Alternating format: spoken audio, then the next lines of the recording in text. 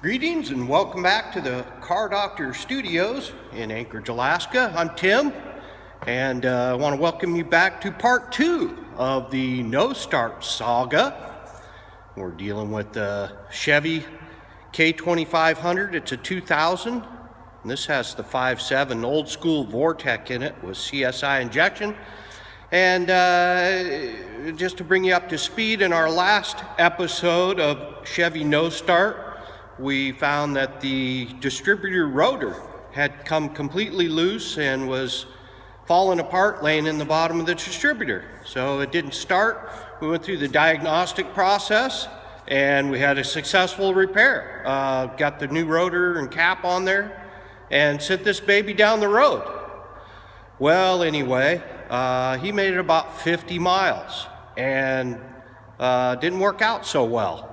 So this might be actually one of the more humiliating videos that the Car Doctor Studios has ever produced. But hey, I want to be realistic here. We all run into some issues, and I could have been a little more thorough in my original diagnostic work. Although, you know, let myself off the hook here. It's just a weird deal. But I should have took a closer look at the distributor. So he made it about 50 miles. He was about 30 miles north of town here, and yesterday I got the call. It had run great till then, and then no power, and he just limped off the side of the road. Check engine light was illuminated, so I grabbed the scanner. I grabbed an extra cap and rotor, thinking maybe defective part, and wife and I went out it was a great drive. It was fun to just spend some time together and check out the Alaska spring and all the pollen from the birch trees, and just have fun together with our allergies. And we got out there, and I just popped the cap and rotor on, figuring that must be it, and no go. It was not the case. So anyway, I will cut to the chase. I pulled the distributor out. After I actually pulled some codes, it had it was a cam crank correlation code. I think it was like 1189. I forget what code it was. But that got me thinking, oh man, timing chain. I knew I'd just been a distributor and had that issue, so I was suspicious. Thought maybe something got left down on the cam sensor on top of the distributor. Pulled it out, goofed around. Finally, I got it on the bench here, and I'm checking it over. Sometimes the drive gear's worn, and that wasn't the case. There's a little wear on the drive gear. But the case is the infamous distributor shaft problem, where you can see the reluctor wheel on top of the distributor shaft, which is pressed on. I can grab this bottom shaft and turn it, but if I hold on to the top shaft, I can continue to turn it, and you can see inside here where it just goes around and around. So that don't work too good. So there's your second problem. So now I'm in for an $85 tow charge, $150 distributor, plus, some labor time. I'm going to cut the guy some slack. He's a great customer. He's a published author, great Alaskan author up here. He's been a high school buddy since high school. And we'll probably just get him back on the road here and suck this one up as a learning experience. Okay, I purchased a new distributor. It's an all new assembly. It's like $150. And comes with the cap and rotor. Even comes with the hold down and a gasket. And I'm going to go ahead and remove the cap. So I've already set the top dead center of the motor, top dead center of the compression stroke on the number 1 cylinder by removing the number 1 spark plug, feeling for compression, and then bringing the crank pulley mark up to alignment with the mark on the front of the timing cover. You can view that from just up above the water pump, kind of on the left side of the crank pulley area on the probably about the 1 o'clock, 2 o'clock position on the crank pulley, and line that mark up. So then, oh man.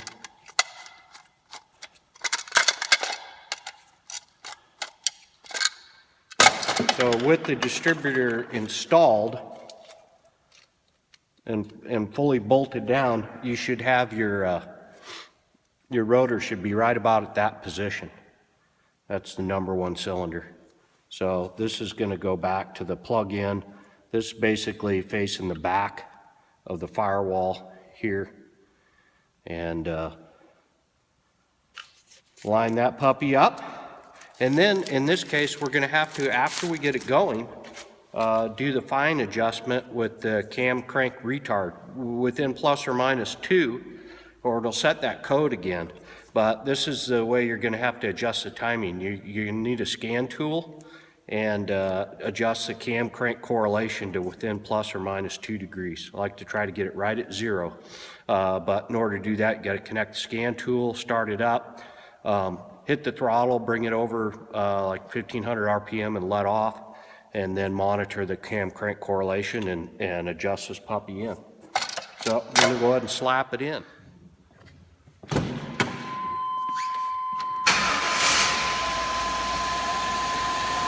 Nice. All right, let's check our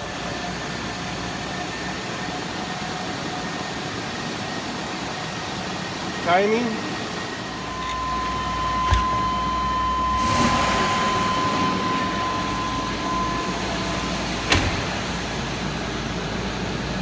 We're -6. So we'll adjust the distributor a little bit.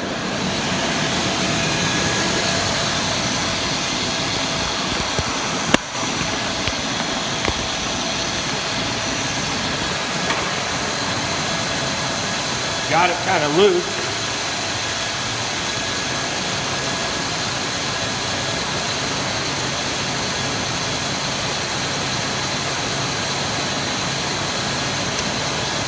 Try that.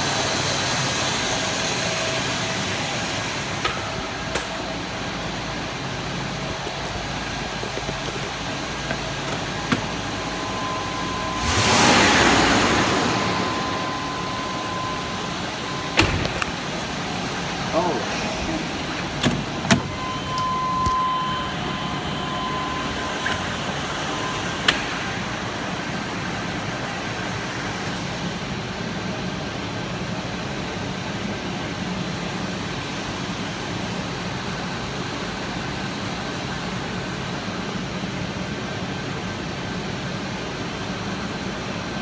we're -2, so we're within spec, but let's see if we can get it a little closer.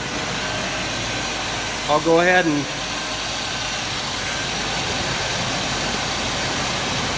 adjust it and tighten it down.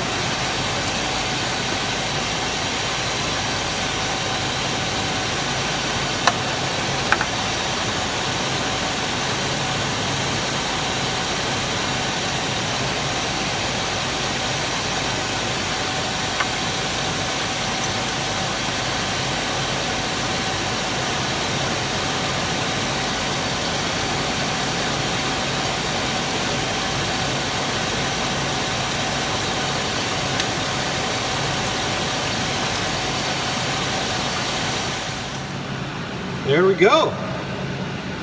Got her zeroed out.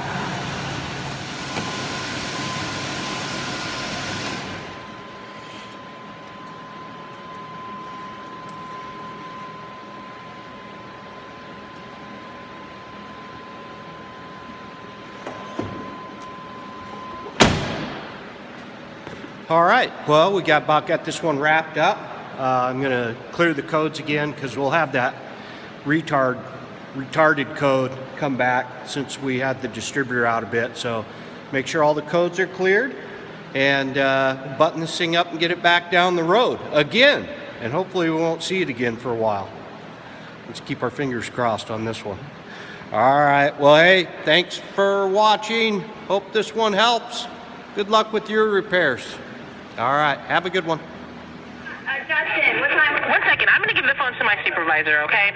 Here he is. Okay. Yeah. Hello? Hey, how's it going? Good, good. This is Eddie, one of the managers. I understand you were speaking to the young lady. How are you?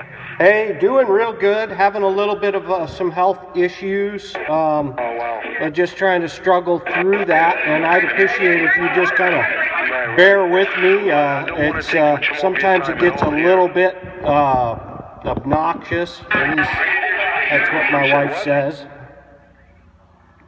Oh, so you keep coming in and out, buddy. Yeah, it's mostly out, but I'm still here. Hey, Tim, instead of discussing this over the phone, we actually have this information for you in writing. That way you can see what's happening on your own. It would be better to do it over the phone than in person. Absolutely not. Yeah, because people can tell you anything. They can lie over the phone. James was going to get that information out to you tomorrow. We just didn't know the clock was too late. I hope I hope he doesn't have a real sensitive nose. You know what I mean? Yeah, you kind of faded away. I didn't even hear you. I hope he's not real sensitive. Is he a sensitive guy? He's from Anchorage, so. Oh, then yeah, he knows all about this. Yeah, he's one of yours. Yeah, he can probably cut it up with the best of them. Yes, I'm sure he can. But I could have him there like about 5 o'clock. I just didn't know if that was too late to get that information out to you. Well, that's probably not gonna work out. It's probably actually a little too early. Okay, what time will work best for you? A few minutes to James to get this out to you, Tim. Probably any time after 6. Right at 6, and if he has to wait, then I can have him wait for you. That's cool. Tim, they're still over there on Nye Road? Yes, we're still here as long as Alright, just give me 5 building's seconds. still standing. My secretary's just going to hop on and punch that address in the GPS. That way James isn't lost. About 5. Woo! Hey, I think I got to drop off here. I think I need to wipe. I got to clean up. Oh, yeah, let it out, man. Let it out. Yeah, I'm so sorry. Maybe I'll catch up with you next time. I'm having some rear end issues. You handle that. And I'll go back for the owner another time. I'm a bit busy. Yeah, all right. Yeah, you take care there, buddy. Bye-bye.